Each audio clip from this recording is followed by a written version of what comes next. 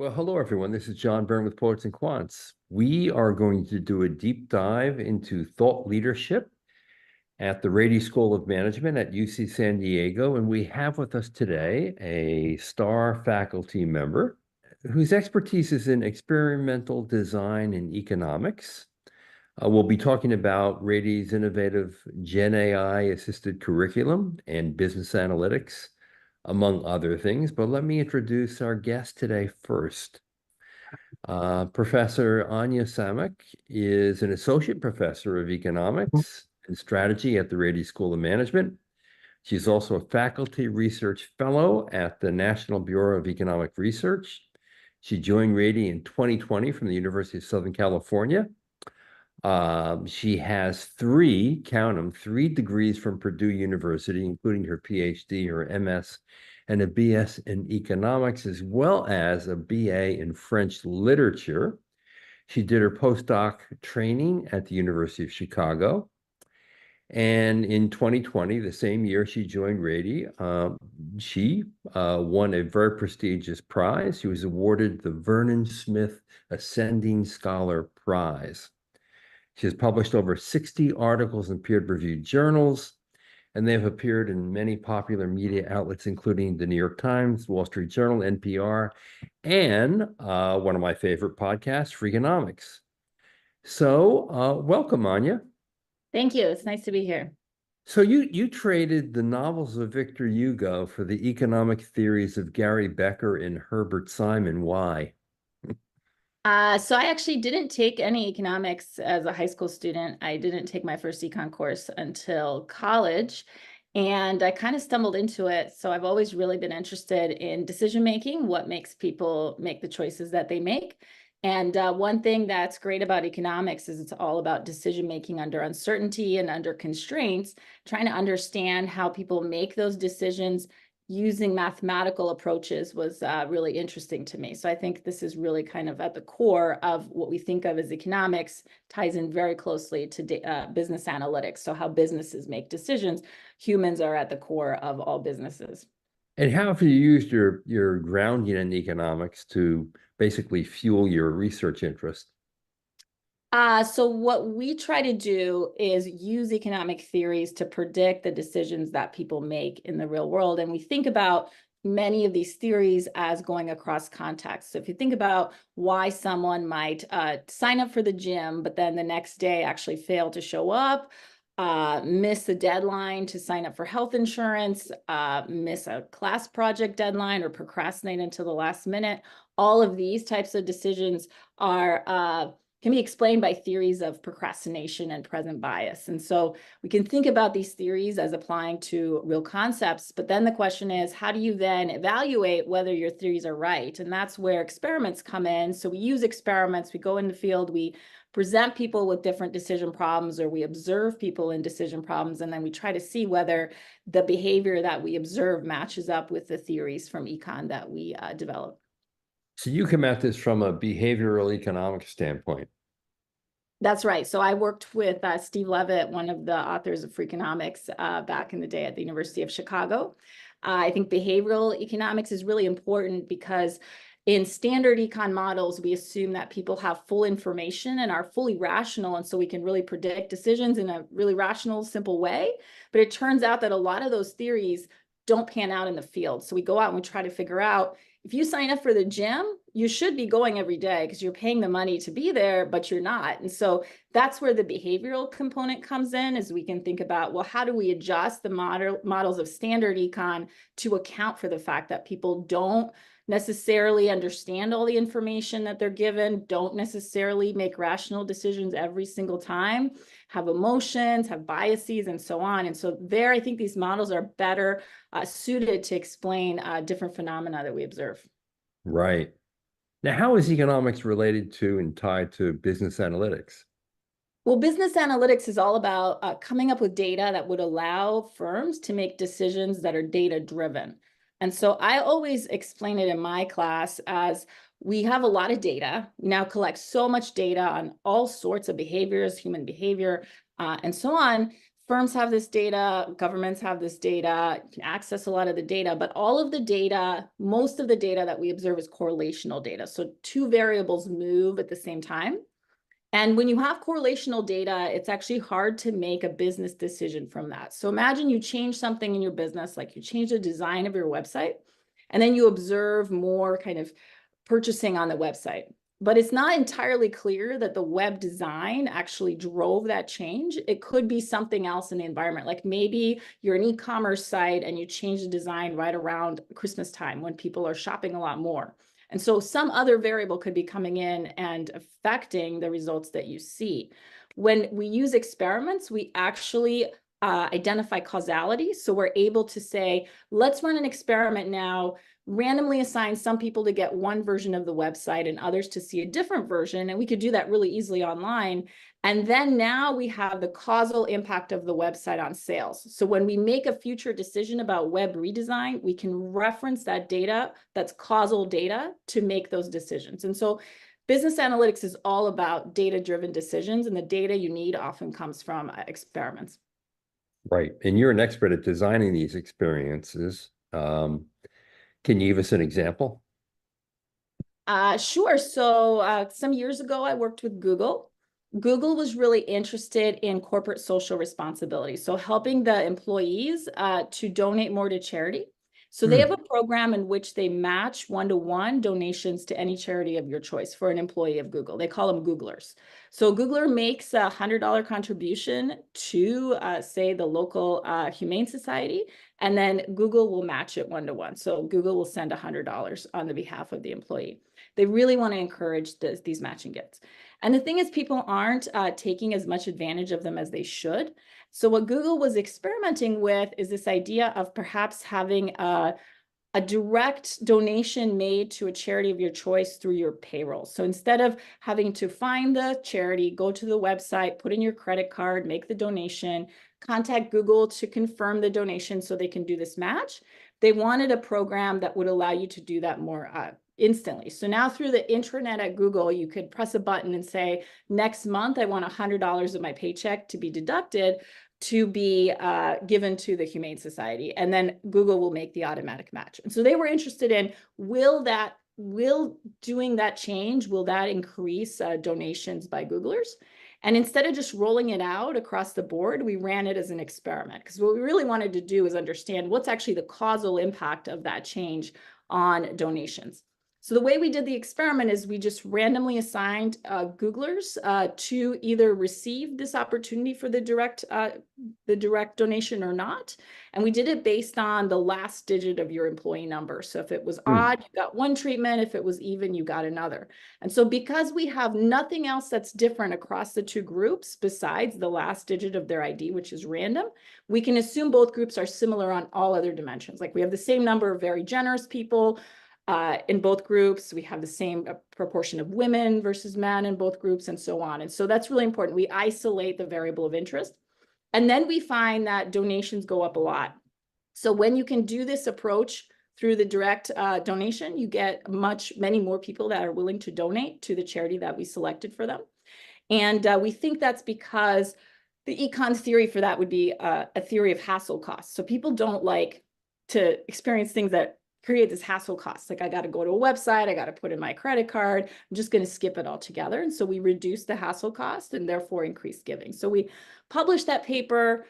They had done this in small pilots, and then eventually they rolled it out a large scale. So for that, I worked together with some employees of Google to run that experiment. But that's one example where you can see that's helpful because we could get really like the causal impact of the program before rolling it out at a larger scale.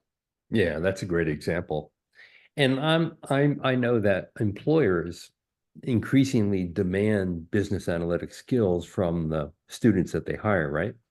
That's right. Yep. So now we have a lot of students who come out of our Masters of Business Analytics program that go on to do experiments at the firms that they are employed. So for example, now Walmart does a lot of experiments. Uber and Lyft have been doing a lot of experiments for years. A lot of the experiments, rather than testing different programs, are testing things like pricing. So how should I price a ride from the Rady School of Management to the airport? How should I think about say a ride was late and I want to retain my riders, how do I come up with the right coupon to send them to get them to come back to Uber or to Lyft after they've experienced kind of a negative experience, and so on. So all of these things can be manipulated. Other experiments, for example, at Uber and Lyft, things like what should be the suggested tip amount? Should we even put suggested tip amounts on there? So when you ride on these platforms, you can see sometimes it looks different, and that's because they're experimenting on you all the time. So firms are really increasingly turning toward using experiments and business analytics to drive their decision making. Yeah, fascinating. At Rady, what are the most essential courses in this field? So in the business analytics field, experiments in firms, the course that I teach is one of the most essential. And for this very reason, that we really teach the students how to design an experiment, how to think about human behavior. We introduce a lot of behavioral economics theories in there, and then how to generate the data from the experiment and really understand how to use that data to then make a decision. So I think of it as combining the science of being able to design a good experiment, being able to analyze the data, with the art or kind of the managerial expertise of being able to know what to do with the data that you get. And that's where those come together for the business analytics major. And that sounds to me like a slightly different approach than many other schools take, where they're just teaching you how to take a lot of data and try to make sense of it. This whole notion of designing experiments to decide which way is better or more efficient, more effective, it seems to be a real lens that Rady is using to study business analytics. Yeah, so really, we have a core set of faculty who teach experiments and have this background in behavioral economics at Rady. And so a lot of our programs have that component. So we teach this course as well as a core course in the undergraduate program. It's a really important course in the MBA program. We really think of ourselves as experts in that field.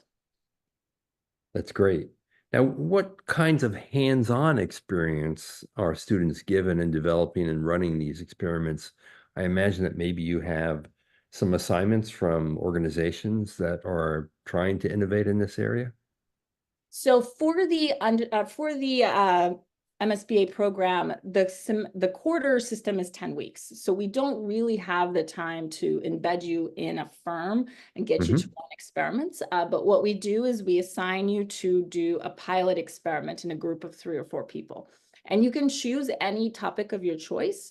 And some of our students have either worked full-time in the past or are currently involved with an organization. Maybe it's in a volunteer basis. And so they're able to harness that connection to design the experiment. So some of our students definitely are doing experiments as part of kind of other things they're involved in. For example, I had a student last year who was involved very heavily in a veterans organization that was fundraising. And so they were able to use the warm list of 3,000 donors that they had who were regularly donating money to this veterans organization and run an experiment where they sent different emails to people, some of which had stories of how veterans were helped by the donation and others which didn't. And then they analyzed the impact of different solicitation techniques on donor behavior. So in the hope that in the future, this organization could use those learnings to send the most impactful solicitations for donations. Now, I know you're teaching your design course right now to executive MBA students. Obviously, MBAs have more work experience than traditional MBAs or even master's students in business analytics. And I wonder what kind of projects they may be doing right now with you. It's a good question. We have a group who is actually executives who are working at the Rady School of Management who are very interested in EDI, so issues of diversity, and they're interested in coming up with different emails to get people engaged in diversity initiatives. That's one project that they've run. We are actually about halfway through our quarter right now, so I haven't checked kind of where the different groups are at with some of their projects. But I did have some students who were very innovative last quarter who were interested in looking for internships for the summer. And what they did is they ran an experiment on LinkedIn, and they were interested in what kind of messages would get CEOs on LinkedIn to be more willing to be engaged with them in their search for jobs.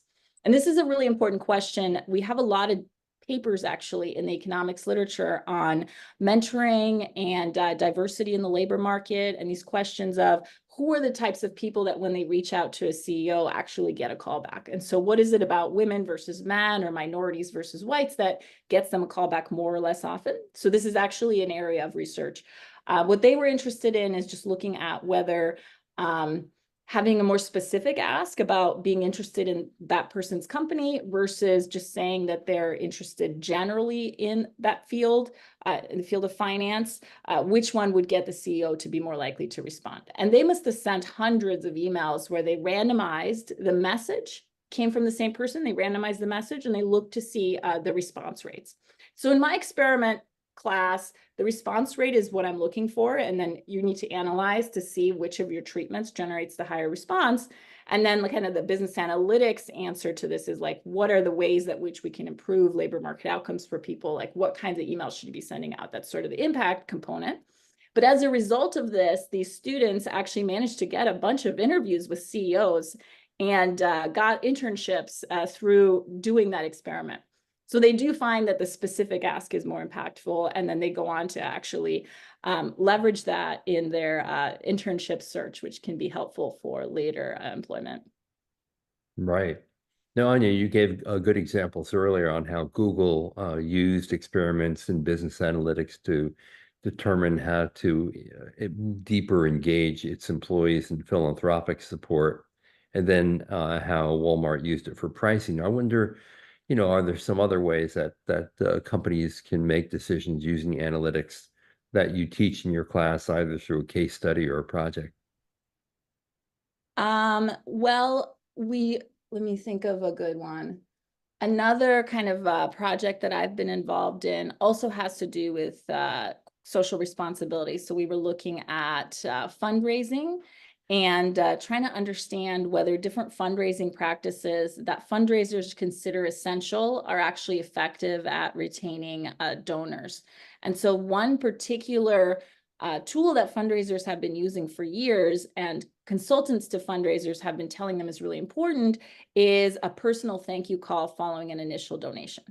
So in the literature on charitable giving, the retention rate of a new donor is about 30%. That means a charity could try really hard to generate new donors, but at the end of the day, the likelihood that donor is going to give again is only 30%. It's quite low. So they're trying to raise that 30% number. How do you retain that person that kind of gave a one-time donation and now I've sent them a bunch of emails, a bunch of letters? And so this idea of the personal thank you call is, let's say you, John, make a donation of $100 to San Diego Public Radio, and then they personally call you and say, hey, thank you so much for making this donation. It really is really helpful for us. You feel really good about yourself, and then potentially you're more likely to give again next year when we ask you for a donation. And so this has been going on. Mid to large size nonprofits tend to use this a lot, and they tend to actually pay people to make the calls. So this isn't a volunteer or kind of the board member making the calls. It's a person that's being paid by national public television or public radio. And what we wanted to look at is, do these calls really increase retention rates of donors? And we worked with 70 public television stations and a large health nonprofit where we ran experiments. And so all we did is they were regularly doing the calls. We held 10% of the new donors back from receiving the calls and at random. And so we had a random group that got the calls, random group that didn't. And then we look at donor retention in year 1, we look at it in year 2, year 3, year 4. We look at these two groups, which are similar in all ways, except one was randomized not to get the call. Do they look different? So is there a causal impact of these calls on donor behavior later on? We also survey many fundraisers, about 200 fundraisers. We survey them. We say, we ran this experiment. What do you think should be the impact of the call? Because there's a question about, if we have experts, fundraiser experts, who tell us what they think, and if that's correct, we may not need an experiment. We may just be able to use expert opinion. So the expert opinion is that these calls should increase retention up to 50% on average. So from 30% to 50% because you've been called. What we then observe, though, when we run the experiment is absolutely no effect on any dimension. So there's not a, Really? Wow. No difference in retention, no difference in donation amount, whether it's a year out or 2 years out or 3 years out, the calls don't seem to make a difference on retention. Now, where the calls are useful is if you pick up the phone and you have a positive engagement, you're more likely to give again in the future, but that's not because you got the call. It's more likely because you're the type of person who would have given anyway. And so you could use these calls to segment donors, but you shouldn't think that these calls are effective for increasing donor retention. And over the course of the study, the organizations we worked with spent about $500,000 on calls. They were making them anyway, so it wasn't the cost of Wow. the experiment. But the experiment really showed, look, you shouldn't make these calls if you're making them for donor retention because they don't have that effect. That was an interesting project. I got a lot of pushback from fundraisers who didn't believe me and said, well, maybe if you made the calls in a different way or at a different time, That's what I was for thinking. people. And I've responded to all of those requests saying, look, I'd love to run an experiment in your organization. And I have yet to get, because I'm open, like I'm a scientist. I will interpret the data and believe it. So I've yet to take up on that. I think people are worried. They've been running these for tens of years and don't want to find out they don't work. But that's what we found in that study. So these studies are really ideally change the behavior of the firms. And in this case, Yeah. the firms we worked with stopped doing the calls.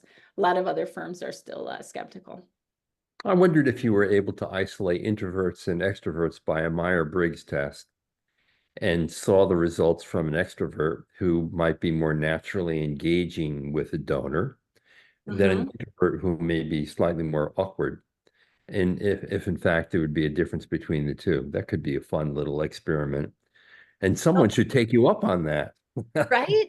So here, actually, I like that you raised that point because there are different ways to run experiments, and we have expertise in all of them at Rady. One of those is these field studies. So in the field experiment, or kind of the experiment in the firm, I don't get to survey people. I'm not getting to get personality information on people, right? Because we typically run these experiments in a way that people don't even know they're in one. So anytime you take an Uber or a Lyft ride or you shop at Walmart, you're probably in an experiment you don't know.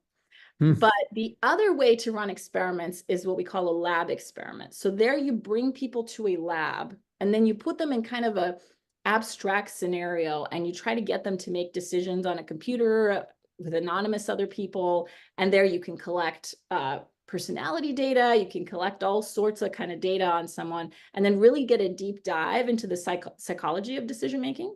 We often combine the two. So we often will have a Yeah. field study where we see behavior in the world, behavior kind of with a firm, and then to understand mechanisms, we might go to the lab and say, look, we think the mechanism is through this introvert or extrovert. Let's test that. So let's put people in kind of a hypothetical donation scenario. We give you $10. We say, how much of that $10 do you want to give to this charity? And then collect a bunch of other data on you. So there you're in a study. We get lots of data on you, but we kind of figure out what is it that makes people tick.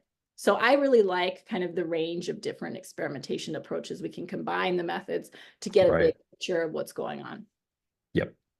Now, AI has been the rage, and I wonder how the advent of AI and how it's evolving is affecting the way you design an experiment and affecting business analytics in general.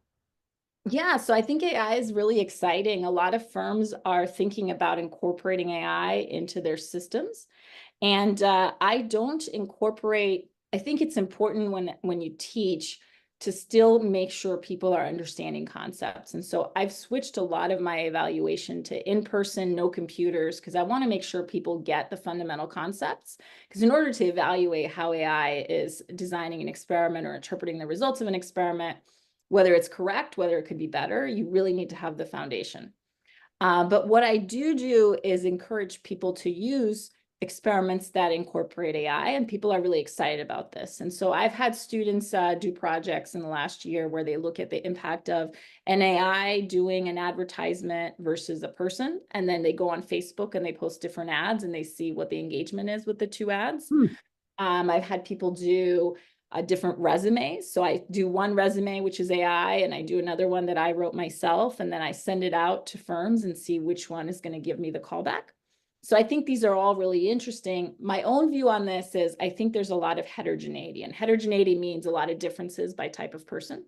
So if I'm someone that writes really well, AI is going to potentially hurt me. And if I'm someone who really struggles to write, AI is going to help me. So it's not a one size fits all kind of situation. And I know Yeah. firms are using AI for things like thinking about using AI for things like doing reports, like reports on employees, doing different kind of communications. And I think testing it is really important.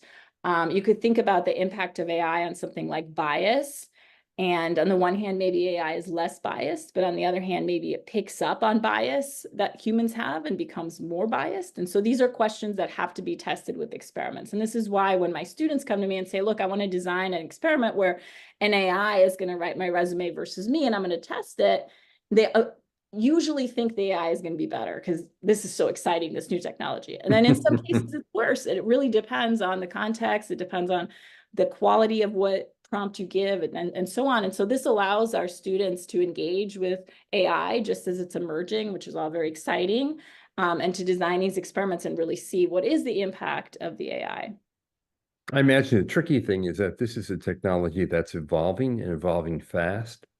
And so what it can do today isn't what it will be able to do in 2 years or 3 years, when it's possible that many tasks performed by AI could be superior to a task performed by a human, right?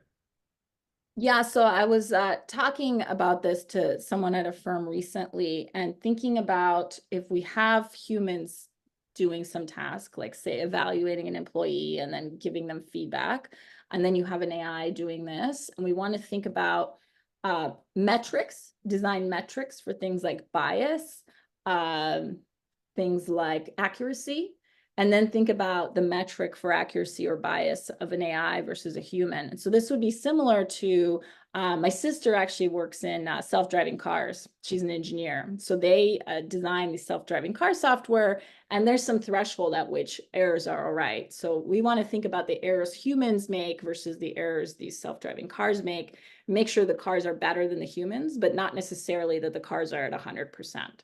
And so you could think about AI in similar terms. So if we're thinking about AI designing communication tools, it needs to be better than a human, I think. We want to think about when it makes a mistake, how bad that mistake is for someone, like if it's an employee being evaluated and so on. And when you think Right. about these things and having the metrics as AI evolved, you can keep applying these metrics over time and really use those to understand when to use AI and when AI might not be the best idea. Another area people are interested in right now that do experiments, we just had a person come out and give a talk on this, another professor, is how people respond to AI. So it's one thing to say, look, AI is much better, but it's another to say, look, now instead of my boss sending me an email, they're actually sending me an AI email. Do I respond to that in the same way? How does that make me feel if I get an award, but the person awarding it is an AI instead of a human? Like, is that gonna reduce? It seems to in the talk I just listened to, it seems to reduce interaction a bit. So people are less excited about arguing with an AI or kind of getting feedback from an AI. So this is another question: is how do humans respond to the AI? That's ultimately important too. Fascinating. Now, earlier in the Google example, obviously Google is trying to employ business analytics in your experiments for social good. And I wonder to what extent do you feel obligated, and maybe your colleagues feel obligated, to prepare students to use these skills for the good of society as opposed to flat profit maximization and the destruction of our planet? That's a really good question. So I also do a lot of research on food choice and making people make healthier choices. I also work with kids in school lunchrooms, trying to figure out how to design school lunchrooms to help kids make healthier choices. And all my research is for the betterment of decision making and kind of improving health. And then for every one of me, there's 50 people at the company that makes the kind of the unhealthy food, trying to figure out how to get people to eat more of it. And so it's definitely a challenge. And actually, I always incorporate kind of these ideas about ethics and the social good in my classes, because that's where my research interests also are, and I think a lot of our faculty do as well. So we're very interested in helping people make better decisions, making sure that we are considering consumer welfare. And we talk a lot about consumer welfare, like what makes you worse off versus better off. So this is definitely an important area of research, because ultimately, if you can create value for customers, that's when they buy your product. So you want to create value. And that has to be a customer-centric approach no matter what. So no business analytics to determine how to get consumers to buy more supersized sugar drinks. I mean, definitely people can use it for that. Yeah. Of So course, it's true. then you need the policymaker, the future policymakers in our classes to tax those sugar sweetened beverages. That's pretty Right, that's right. So, how we so Anya, is do there that. one particular experiment in your research efforts that you're particularly excited about right now that we'll see in a future study? Yeah, so we had a project that we ran together with actually colleagues at Chicago, including Steve Levitt, the author of Freakonomics, in 2010, where we are looking at what in economics we'd call the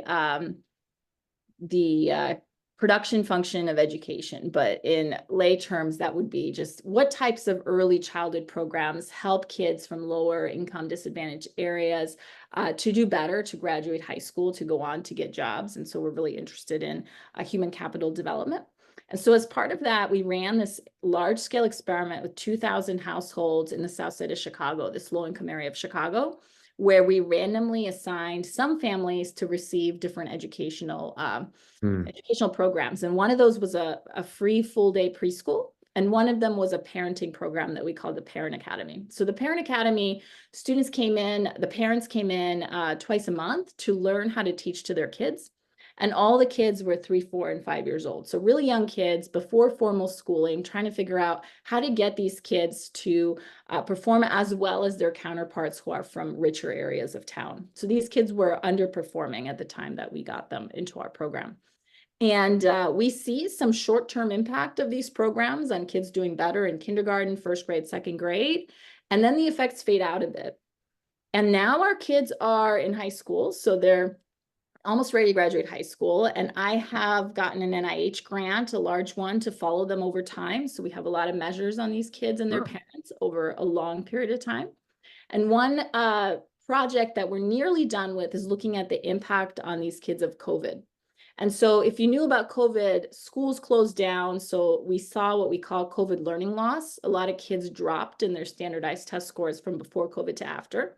And this affected most lower income kids, because these are kids whose parents did not have the resources to get them a tutor or to get them a learning pod or really to do anything, maybe not even have time to help them get on Zoom to work on their homework. And so what we're actually looking at is the causal impact of this parenting program from 10 years ago, or now 15 years ago, on parents' ability to scaffold these kids' learning during COVID. And we actually see that kids who were randomized 10 years ago to their parents getting this parenting program for a year are less likely to exhibit that COVID learning loss compared to our control group that didn't get it. So in a sense, that early childhood programs have a lasting impact on helping kids weather shocks. And so I work a lot in schools. We consider working in schools as kind of another policy application of experiments. But that's one that I'm very excited about because it really highlights the importance of parents in the education production function and the importance of families as a whole in helping kids to thrive.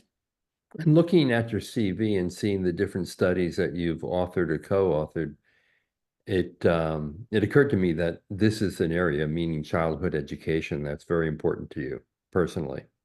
Well, I would say that I'm really interested in motivating people to do things that are better for them and for the betterment of society. And that kind of goes into education, it goes into health and food choice, physical activity, and charitable giving as well. So getting people to donate more to charity, to have more money kind of to help those that are in need. These definitely make up a large part of the work that I do. Fantastic. Anya, it's been a real pleasure. Thank you. Very nice talking to you. All right. We've been speaking with Anya Samek, who is an associate professor of Economics and Strategy at the Rady School of Management at UC San Diego. She's an expert in experimental design and economics. And as you've heard, she's doing it for social good. So thank you for joining us. Thank you.